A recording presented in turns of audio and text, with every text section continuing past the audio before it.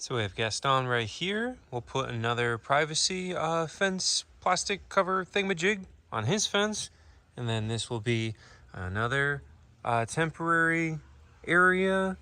And then we'll have a fence going across right here. And then we'll have another temporary area right here. So that'll be really good. That'll open us up. And that way we'll have, well, we're also going to do a couple more of these too. Just because we keep on having these situations come up where, you know, we don't have a pond ready yet for an animal, and it's like, especially the big gators, you know, if we get somebody tomorrow, it's like, oh, we have a 12-foot alligator, we're going to kill it for its skin, or you guys could take it, and it's like, well, then he's going to be killed because we can't put him anywhere. So this will open us up, so we'll have 2 more here, and then we're going to do, I think, another 2 right there. So we'll have 2, 4, and then 6 is the idea. So that way we can really open this up and have some availability to be able to rescue some more alligators. Because like right now with Gaston, let's say we take him and we put him in with Big Mac. Pretty good chance Big Mac's going to kill and eat him. You know, that's another male alligator. Put him in with Dino, same thing. Probably going to kill him and eat him. Put him in with Aquila. Maybe the same thing. Okay, so we do need some more of these temporary housing areas until we can build some more ponds. And you know, we've been talking about this a bunch, but just to recap, you cannot put another male with Big Mac or Dino. If you do, they're going to kill it if it's smaller, okay? So we cannot put another male in there. We can't put Gaston, and probably couldn't even put Stallone in there. If it is a much larger male and then a smaller male, the big one is probably going to kill the smaller one. Now, what you can do is if we suddenly got in, I don't know, like 15 male alligators out of nowhere, then we could put them all into one of those ponds, and there's going to be some fighting, but they're going to somewhat get along. And this is a weird phenomenon that we've talked about in a couple of videos before, but it's the idea that alligators, or actually, you know what? Let me continue that thought process over there with Big Mac. So Big Mac is hanging out on land. Oh, hi, big guy. He's totally just chilling until I started talking. Actually, you can see it's dry. Look at that dry area. Where his body was. He's been sitting up here for a while, looks like. You know, it's been lightly raining for a little bit, so you can see that dry spot. It's kind of funny.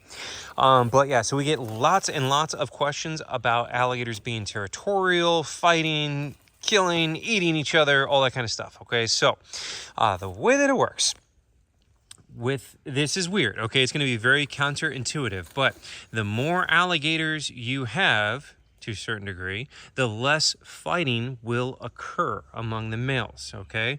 And this is a crazy thing. Why is this the case? I don't know. I don't know factually, but I have a theory, and that theory is that when there is a dry season, for one in Florida, we do have a very pronounced wet and dry season, so that might be a factor. But then also think about the fact that these animals have been around for literally millions of years and used to coexist alongside dinosaurs. And so that's where I kind of go with this, with my theory, is that if you think about them surviving like the extinction of the dinosaurs, so I'm trying to think of how to phrase it exactly. If you have these times where things get really, really rough and the alligators have to be localized into a small pond to be able to survive, then they have to get along.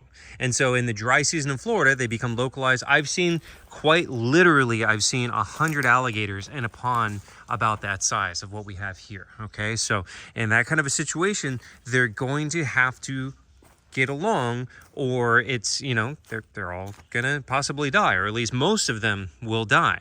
And if you think about this on a multi-millennia level, where they survive multiple extinctions, or, you know, possible extirpation events, or, you know, somewhat, you know, like lower level extinction event, definitely the KT extinction, you know, crocodilians survived through, that's the dinosaur one 65 million years ago. You have to imagine through an event like that, if you have it in your genetic wiring, in your head, in your instincts, that like, okay, when there's a bunch of us together, we have to get along and we don't want to fight. And then if there is not a lot of them together, it's like they don't know this, but it's like they know on an instinctual sense that like, okay, if it's just me in this pond, I can control this pond. And then if another male alligator comes in, I could just beat him up, and then this is my spot again. Or if 2 of them came in, I can beat them up, and then it's my spot again. So if you were to add just one other alligator in here with Big Mac, another male, they're probably going to fight to the death. One of them is going to kick the other one out and possibly kill the other one. It's not always as dramatic as killing the other one, but usually they just kick him out and they will not let the other male into the water at all. And so that is advantageous for that animal. You know, then he controls this space. He can have his girlfriend in there or multiple girls in there, and so he controls that space, right? So we see why that is advantageous. Now, also understand though, if there's like a bunch of alligators in there, then it becomes a situation where, like, let's say there's 10 other alligators in there, 15 or whatever. Then it becomes a situation where, like, he's not gonna win against all of those gators all together. Or if he does, it will be so taxing and so damaging to him that it wouldn't, you know, the juice ain't worth the squeeze kind of a situation. All right, so that's where you run into this issue where it's like it's not going to work out well in his favor. So even if you do win, it's a Pyrrhic victory. It's where your losses are going to be so great, it's not really a victory anymore. So if he has to fight, 10, 15 other alligators for that spot, he's going to be so beat up and so damaged from all that fighting that he might just succumb to those injuries and die anyways. So on an individual level, you can see why that makes sense. Look at him and his bum leg, man. That thing is crazy. But he still comes out, he's moving around on it. But yeah, so you could see how that would be not a good thing for that alligator. And it would be better for him to just like kind of, I don't think they consciously understand or think like this, but, to have it instinctually ingrained in him to be like, okay, if, whatever the threshold number is, if there's this many alligators, it's going to end up being bad for me anyway, so I just have to get along. So at an individual level, you can see why that would work for that individual alligator to have those instincts. Now, also, going back to the whole extinction thing, you can think of this on a species level, how that would be very advantageous to have that in your instincts. That way, like, when you do have like massively catastrophic events like an asteroid impact and most of them are killed, then you're not killing off each other when you're trying to survive in the very limited amount of spaces left for you to survive. And this is something we see like right now with Florida panthers. Florida panthers in Florida, the number 1 cause of death is getting hit by cars. Number 2 is other panthers. Because they're so territorial, they will kill each other and they have a very large range. And generally, they are only together for breeding or a mother and her cubs. So again, number 2 cause of death for panthers is other panthers, which is crazy. And so if you have an animal, if you have a species that is too territorial and too aggro towards one another, and then you have a situation where the population becomes very, very low, then that territorialness becomes a really bad thing for the outcome of that species and can help contribute to the extinction of that species. And so having something like this with alligators where like they somehow instinctually understand like, okay, I can control this if it's just 1 or 2, but if it's too many of them, then it's not going to work out, So it's a very cool, interesting thing that where you can see how it is advantageous on an individual level, and then you can see how it would be advantageous on the species level for them to have this mentality. And I think it's really cool and really, really fascinating. Now, bringing that back to our actual ponds over here. So theoretically, we could put like, 20, 30 alligators in this pond. I mean, it's a very large pond that we have for Big Mac and Bella in there.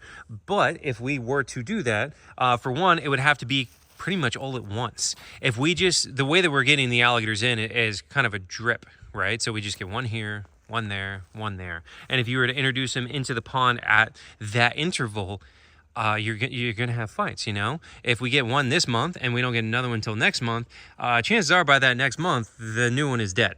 Big Mac crushes his head or something like that. So obviously we don't want to do that.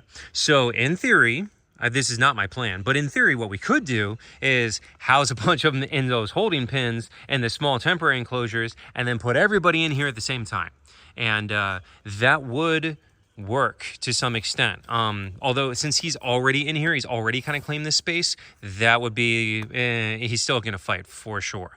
But as far as our communal gator pond goes, kind of my thought process is once we do get that figured out and we have like, maybe 6 alligators that are already waiting to go in, we put them all in at the same time. That would be ideal, is to have multiple animals already ready to go, and then we introduce them all at the same time to the new habitat, and that way nobody's already claimed this, so that would be the ideal introduction method to try to mitigate fighting. So that we're not going to do that in here, like I was just saying, but on the new pond, once we get that figured out, I think that would be the way to go on that, Now, as far as these enclosures go, though, I think the best thing to do is to have just Big Mac as the big male who lives in here, and we could try adding other females and see how Bella does with that. Sometimes they get along, sometimes they don't, but we could totally try that. But I don't think that we're going to have multiple males in this enclosure, especially considering we already have him claiming this as his home range area, so we would have to like literally backtrack and like play some musical pools here and like, I don't know, pull him out and then put like a bunch in here at the same time together, or put him in another pond with a bunch of them at the same time together to be able to get them to all get along. Okay, so as far as this pond goes, for right now, I'm planning on just having this be Big Mac, Bella, and then maybe other females. We could try that, but I don't think we're gonna have other males in here in this pond. Same goes for Dino, because they're also really big alligators, so once they become this size, like he's 10 foot too. He's a big dude. And with those jaws, he can pretty easily kill or severely maim another alligator. So once they get to this bigger size class, introductions do become a lot more sketchy and a lot more dangerous. When you have this smaller size class, like anything like under, really anything under 10 feet, a 9-foot alligator is extremely dangerous, don't get me wrong, but anything under 10 feet, we're definitely on the better side of it, where if they do get into a fight, hopefully it does not turn fatal and it doesn't result in, getting a leg ripped off or head crushed or something like that, So that's why in the communal gator pond, I do plan on having many smaller side alligators, and that is usually what we end up catching, or the trappers that we're working with. They're usually catching smaller alligators like that. The normal size is, like between 7 or 6, 5 to 9, that kind of a thing, somewhere in that neighborhood. So that's usually what you're getting. The larger alligators are more rare. And again, you don't want to put like one of these big dudes, because, again, Big Mac, like with one bite, he could literally crush another gator's head. I've seen it happen. I've seen big gators like this at other parks, and they put them together, and one big dude like this grabs another one, and it's just a straight one kill shot. Like, it's crazy how powerful they are. And then you'll see, those 7-footers, they get in together, and they're going to scrap, they're going to fight, but it's not usually ending up with a death, it's usually just fighting. But these big ones, they have so much destructive potential at that size with those huge jaws. So again, introduction of multiple males in this size class it's pretty scary stuff, and I want to avoid doing that, So anyways, I'm just saying, on the communal pond, we're probably going to have a lot of smaller alligators, quote unquote smaller. Everything from like 5 foot is a little too small, I think, but maybe we'll see. But yeah, like 6 to 9 is kind of what I'm thinking about for that communal gator pond area, and then having the really big boys have their own space is kind of what we're going with. Look at him. Where'd you go? But anyways, yeah, just trying to make sense of what we're doing, kind of what the plan is at the moment, and that plan may change. It's going to depend on what happens, what kind of gators, and what animals we get, all that kind of stuff. So we're going to see what happens with all that. Yeah, I'm just trying to give you guys an idea of where I'm at, what I'm trying to plan, what I'm trying to figure out. And again, the holdup on that communal gator pond is just trying to figure out what we're going to use to keep the water from leaking out, because the concrete is so expensive. The quote on that communal gator pond concrete was $76,000, which is just not feasible. So we're trying to explore other options like clay and see if we make that work, But yeah, so we're going to see where we get with that. And being in here and talking about these guys, I also got to clean this pond. Tomorrow we're doing produce pickup, so probably not tomorrow, but probably the next day we're going to clean out this pond and maybe Dino too in the same day. We'll see. And here's Aquila hanging out over here and talking about, you know, putting gators together and all that behavioral stuff. Everybody asks me about putting alligators in with Aquila, and some places do that, which is fine. Some places do it and they have no problems at all. But me personally, I like to have them separated. It's just a personal preference. I'm not saying one way is right and one way is wrong. It's literally my personal preference. I like having them separated. And that way I walk over and I'm like, this is the Nile crocodile area, and I'm like, oh, and this is this alligator pond and whatever. Like, I don't know, maybe I'm just like OCD, but personally I do like to have them in separate enclosures, but some places do house them together without any problems.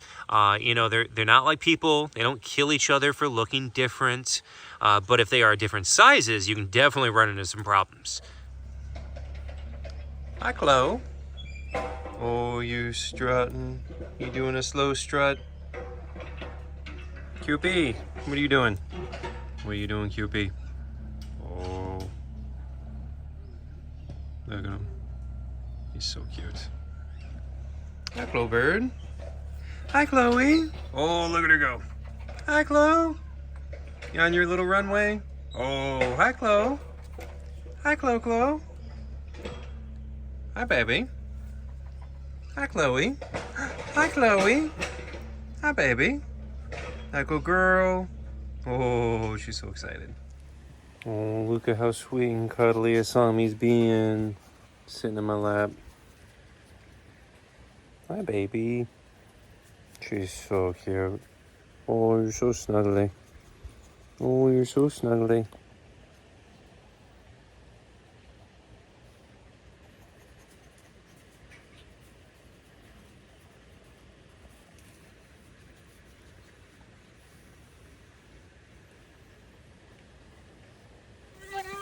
Oh, Julie. You sit? There you go. Petunia. Oh, Petunia. Spilling everything. And we got Daisy. Oh, the goodest piggy, Daisy. Oh, Daisy's the goodest little piggy. Let me try to get some more for you, Julie. There you go. Petunia's still chewing. Daisy. Here you go, Daisy. Ready for more, Petunia?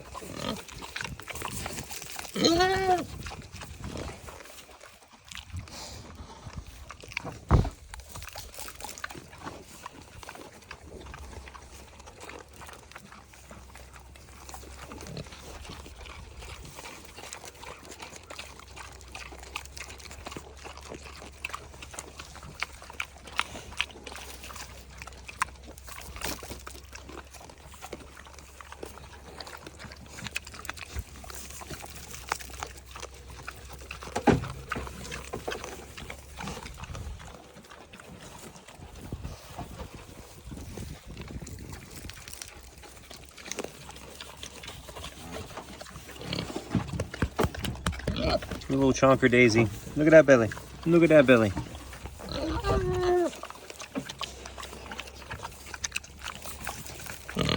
Oh, Julie.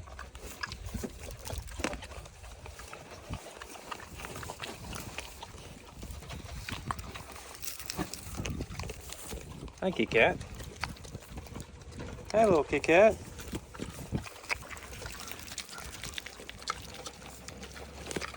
Hi, little Kit Kat. Your little three legs. Whoa. Look at these pigs. It's like alligators.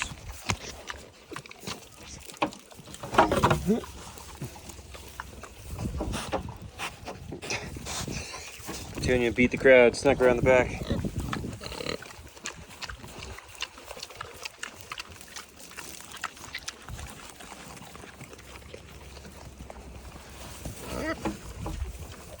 You want some of that? Oh.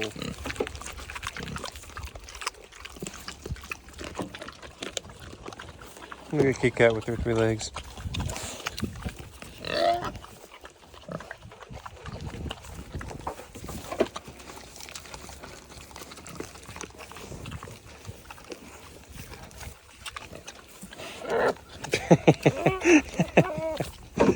You can't sit on top of Petunia, Kit Kat. Come on.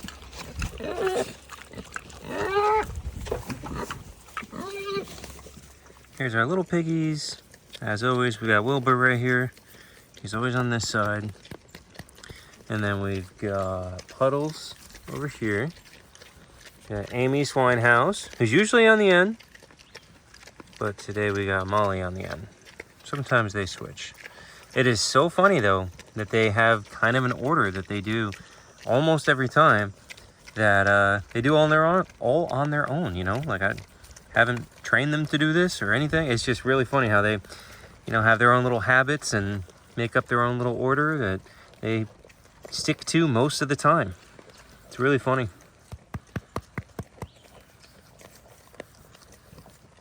So here are the Patagonian Mara. Here's Topanga eating. Timothy is over there staring off into the distance because we are doing construction today, so he can hear the machine and he is not happy about it. So he is stoically on guard, protecting his woman.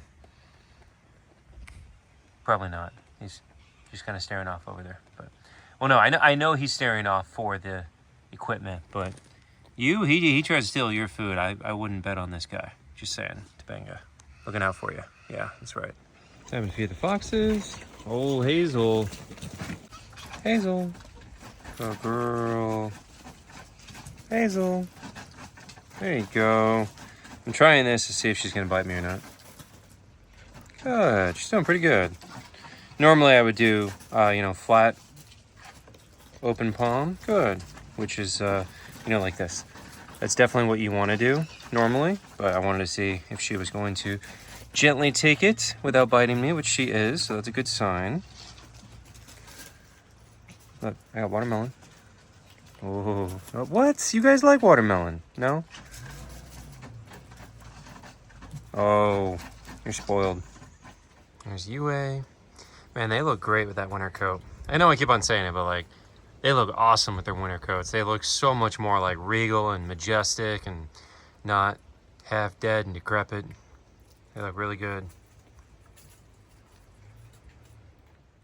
Here's little dude, African crested porcupine, and his quills are all the way out right now. See how they even come up towards the front? Hi, buddy. That is quite an impressive quill span you got.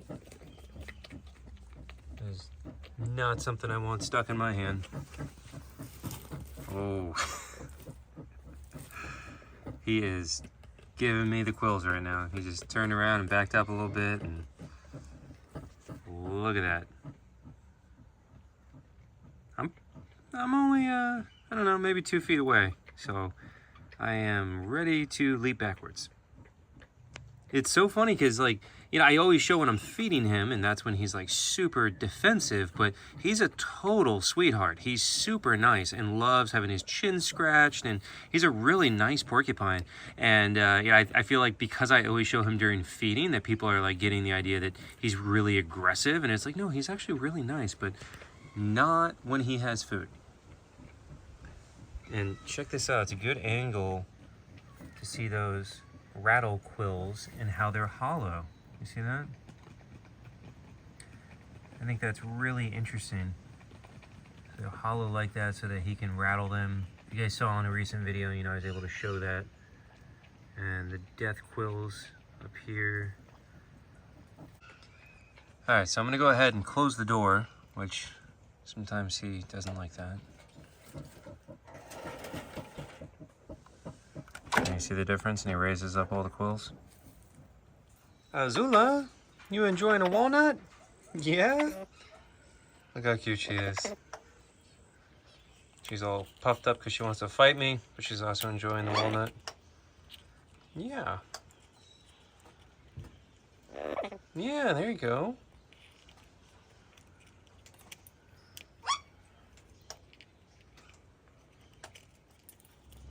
Here's Chloe cracking into her walnut.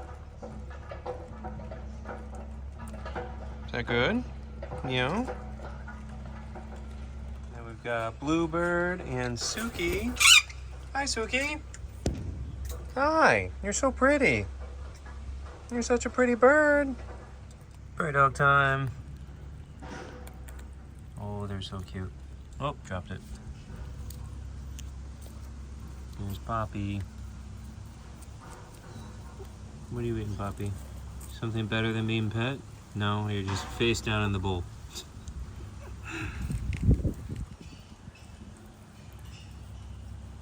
Did you see that new gigantic hole? Yeah, they've been busy. They're always busy. Well, one of them is always busy.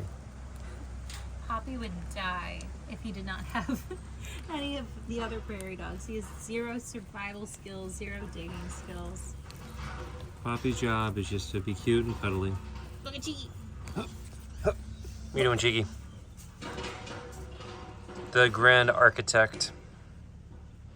She's scared of the construction. It's okay, Cheeky. You can come out. Poppy's over here, not a care in the world. Not a carrot? Oh. Get it? Yep. He's eating a carrot.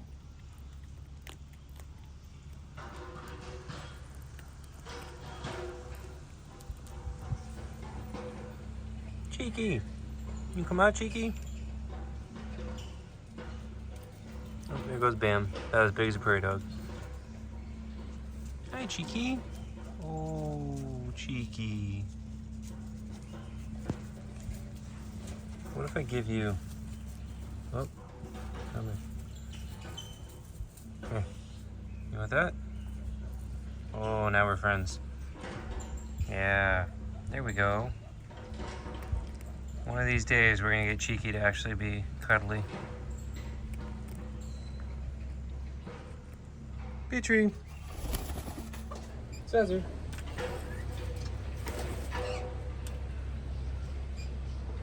Cesar.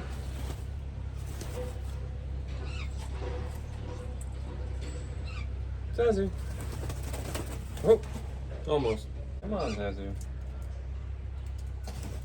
There you go. Oh ho ho. Look at Rocky eating a walnut as big as he is. I had to crack it open just to put a crack in it, and then he can figure out the rest. Good enrichment for him.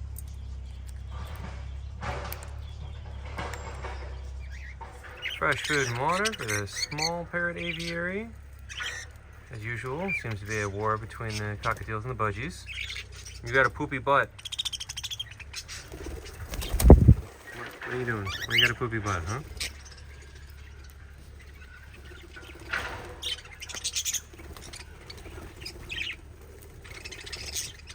You know, so see, there are some wasps flying around. They like to come in and try to get the veggies. They do not mess with the birds, so no worries. And here is the veggie plate. Happy to see some of them up here eating their greens.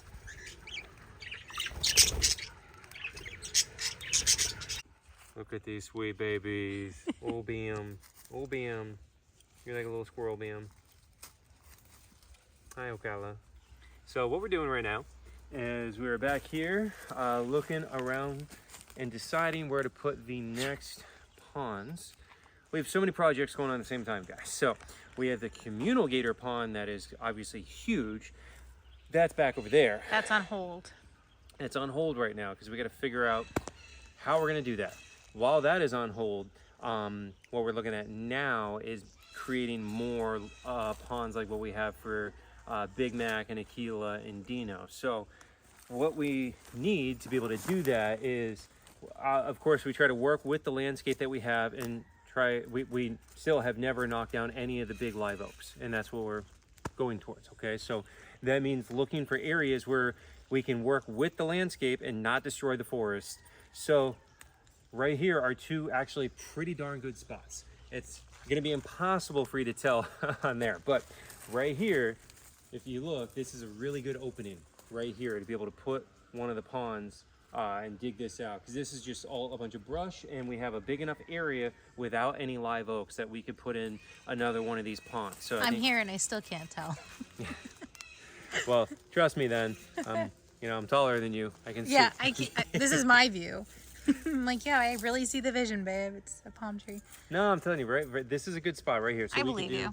We could do one right there, and then we could do another one over here. Is another good spot right here. Okay. All right, so that would give us 2 new larger ponds right here. Okay, which here's the thing. These trees are beautiful. We could do both of those probably for less than just doing the concrete on the communal. 100%.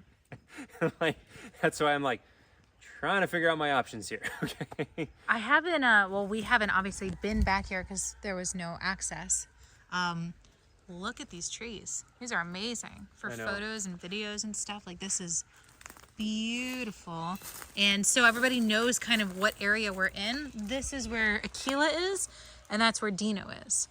And then straight ahead is Big Mac and Bella. So you would come here, and this would be for... and then the hospital wing is right over there with this.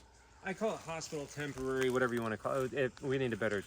It was the hospital wing, but now it's just the temporary quarantine. Yeah. Quarantine. I mean, because those are the 8-foot tubs that can be used as hospital, quarantine, or just temporary holding, you know, so... The important thing is that it's not forever. Yeah. That's, you know... Yeah, but it's a good way to isolate an injured animal, or when we get brand new, like what we're doing right now, we have like Stallone in there because we don't have something built yet, you know, so it's... Well, Gaston, what would we have done with him if we, you know, like floating like that, small male? Yeah. So it's very convenient. Yeah, so we will have those hospital wing right there, and then try to put maybe a pond here, maybe. I'm not 100% because we got to see, because also little dude the porcupine is right back here too, so we don't want to get too close, and we obviously don't know if we're expanding the mammal trail, right? So if we get another mammal, where are we putting it? Probably by little dude. We would have to expand behind him, so that's why we're trying to plan this out and kind of look at it and figure it out. We've got 20 acres that are fenced off with the class 1 perimeter fence. So just to kind of, if you're new, I own 40 acres, but only 20 of it has that class 1 perimeter fence. So that means within the 20 acres that we have fenced, we can put whatever we want, basically, within reason. No elephants. So within that area, we do have a lot of space. So then why are we putting things so close together? Water and electric access. Okay, so that's why, like, we're trying to do both. We're trying to stay somewhat localized for that water and electric access, while also trying to utilize this massive amount of space that we have and be able to spread things out so we're not clustered up. So it's like this battle between the two, because like you can't get too far from the well if you're trying to do an alligator pond, you know. So we can't put it like way back. We're gonna have to do, once we keep on expanding, we're probably gonna have to do a new well back there at some point. And we're gonna have to spend boatload of money getting electric back over there for a new well too. It's gonna be a nightmare, but that's down the road. Yeah, we're probably like at least a couple years away from that, I think. But for right now, it's just trying to figure out like, where can we put this where it's gonna make sense and it's close enough but not too close to be on top of the other enclosures, you know. So right now we're heading to do produce pickup, and I don't want to think about it or talk about it, but unfortunately Cosmo did pass, and Gabby and I are both very upset about it. It's really sad, you know. We only had him for a short while, but like we really loved him, and it is just really, really, really sad.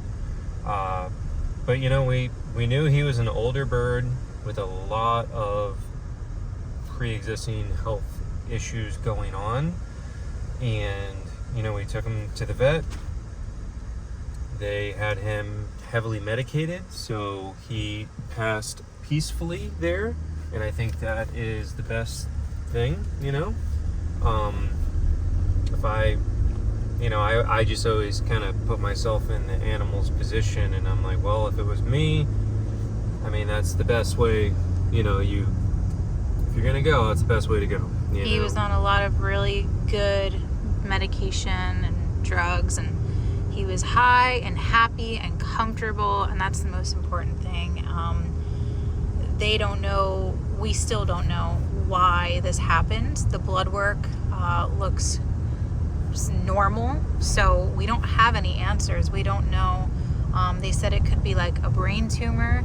We were trying to get him an ultrasound for the last couple months before this, but with the hurricanes and then the ultrasound doctor was out of the country, so and even if we did get answers, we don't know if it's anything that we would have been able to treat. So we are going to do basically an autopsy on his body. It's called a necropsy, and we're hopefully gonna get some answers, because the vets just don't understand why this is happening. They gave him like 5 different types of medications and he wasn't responding to any of them. He was still having seizures, and they said usually when it's this bad, it's like a brain tumor or something. It just doesn't make sense. Yeah. So yesterday, an hour before Dr. Colbert called us to let us know he passed, he actually FaceTimed me and was like, I just want to let you know the seizures are under control. He's still very out of it, but he's alert.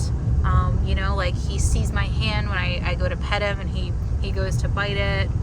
He looked very sleepy. His feet were still clenched. He couldn't, you know, do much. He was just kind of laying there, but it was definitely improvement. So then he called me an hour later and was like, I don't understand. And like, especially because he started to improve, and he said, but sometimes they just give you, they recover enough to give you hope, and then they just pass. So really sad, but I am grateful that he passed comfortably, because that night with us was horrible, and that would have not been, I don't know, it would have been a little traumatizing. So at least he was comfortable, and that's, you know, this is part of rescue. This is also why I didn't want to take on any birds.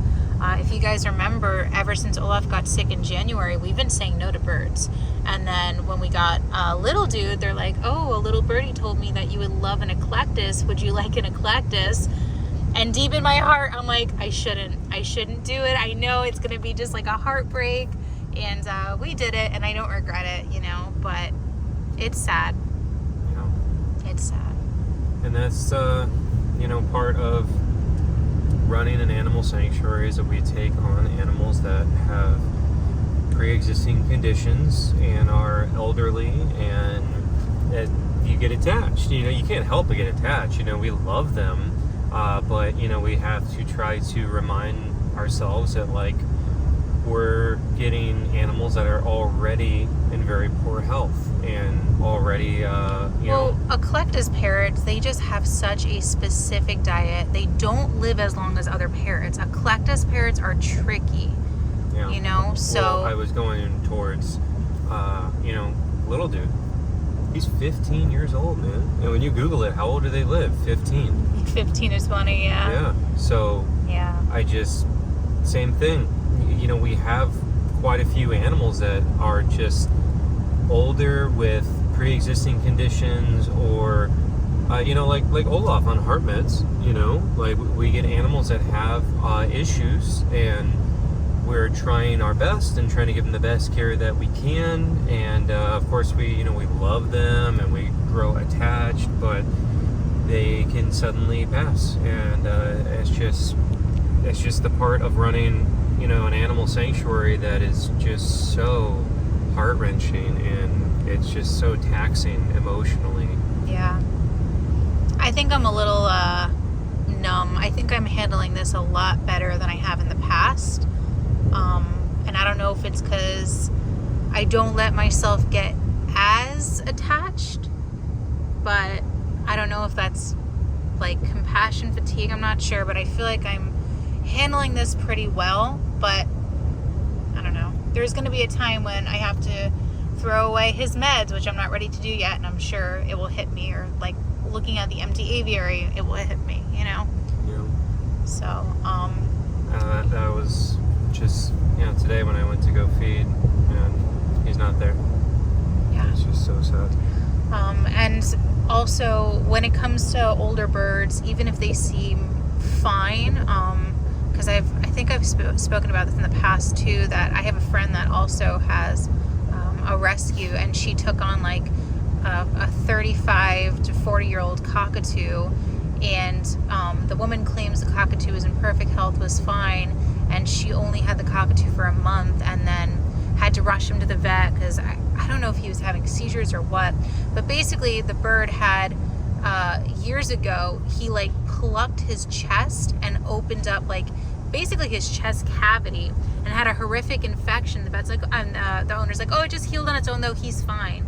But it wasn't fine. For years it was like manifesting and like got into his spine and killed him, and all the vet records proved it, and the vet and the owner didn't believe it and was like, well, he was fine with me. So that's like my biggest fear too, is we take on these animals and the owner is like, oh, well, it was fine with me and then it just died with you. But I specifically asked the vet like why this happens and why everything appeared fine, and he said especially in birds and like older birds, it's like they're teeter-tottering. It's right there on the tip of the iceberg. They're fine, but they're 1 second away from just like horrifically crashing, and a big change, like a big move or any kind of stress brings it out. So it's not that we cause it, it's just he was right there teeter-tottering, and this was kind of the catalyst, you know. Yeah. But well, I mean, the fact that we're going to do the necropsy, I think will give some, I'm hoping will give some answers. And like, I mean, Dr. Colbert is who we're working with, and he's so knowledgeable, and he could not figure out what was going on with Cosmo. And you know, he was throwing everything he had as far as medication goes, and it just wasn't working, and we don't know why. So hopefully we get an answer. I was gonna say too, like, necropsies are hard because when you love an animal, the last thing you want to think about is somebody cutting him open and looking at his brain. You know, like well, that's what they do to people. I know, but I'm just saying, like, emotionally it bothers me. I want him to come home and I want to bury him. That's what I do, you know, with every animal that passes. I bury them, you know, I put him into the ground. And well, we can get his ashes. We can get his ashes, and we can definitely spread his ashes. Yeah.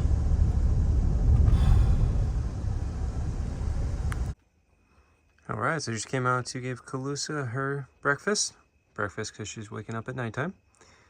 Hi, baby. I'm also shining the light below her, so we're not blinding her. But yeah, so we just put down her mice down there for her. Hi. Got your food for you. Yeah. Alright, well, bon appetit. I also love walking down the little trail right here with all the lights out. Or lights on, you know. Oh, there's the goats. Good evening. Oh ho ho. There's the piggies.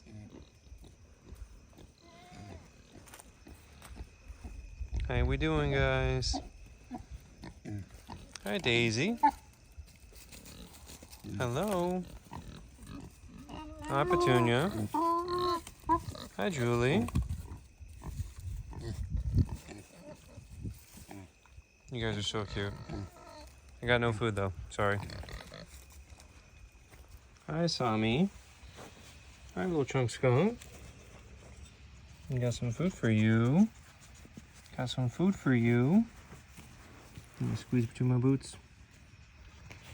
So she's got lots of good food. She's got some lettuce and green beans and peppers, some freeze-dried raw chicken, apples, blueberries, some rambutan. Getting very fancy. I know all you care about though are gonna be the worms. I'm gonna get one for you. Oh, there you go. Gabby put some kind of spice. I don't know spice. I don't know what that is. Probably some kind of supplement, that brown stuff. It's not dirt. It was intentionally added, but I don't know what it is.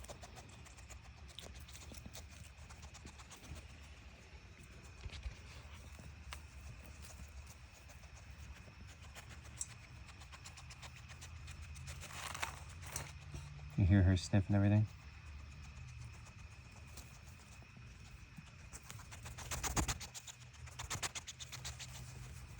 Looking for more worms? Hi, Chad. got some food for you, buddy. So he's got some live superworms, some apple, blueberries, green peppers that he will probably not care about whatsoever. And then he's also got some salmon, which is a new thing that he actually likes. Yeah, there you go. Took a piece.